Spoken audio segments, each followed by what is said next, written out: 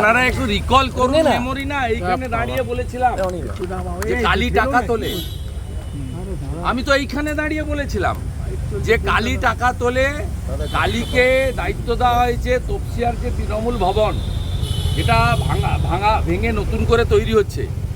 সেখানে 200 কোটি টাকার নতুন বিল্ডিং হচ্ছে TMC, full fledged office, guest room, library room, হল, কনফারেন্স হল।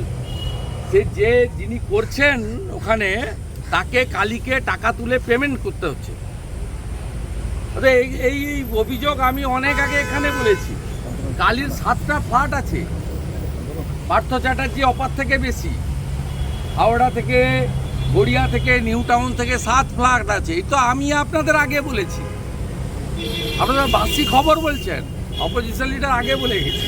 আমি প্রমাণ করে দিয়েছি যে মমতা বন্দ্যোপাধ্যায়ের বাইরেও আমার সাথে এলাকার জনগণ রয়েছে।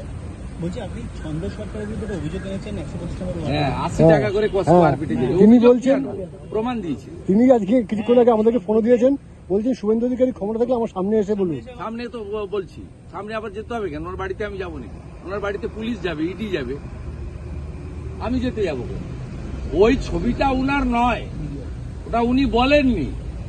মামলা করুন না, মামলা করুন। আমি বলবো ওই ভিডিওটা ফরেন্সিকে পাঠিয়ে দিতে, ওনার গলা থেকে কাকুর মতো ভয়েস স্যাম্পল নিতে।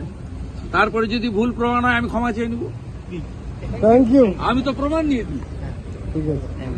বাংলা খবর, আপনার রাজনীতি, আপনার আওয়াজ।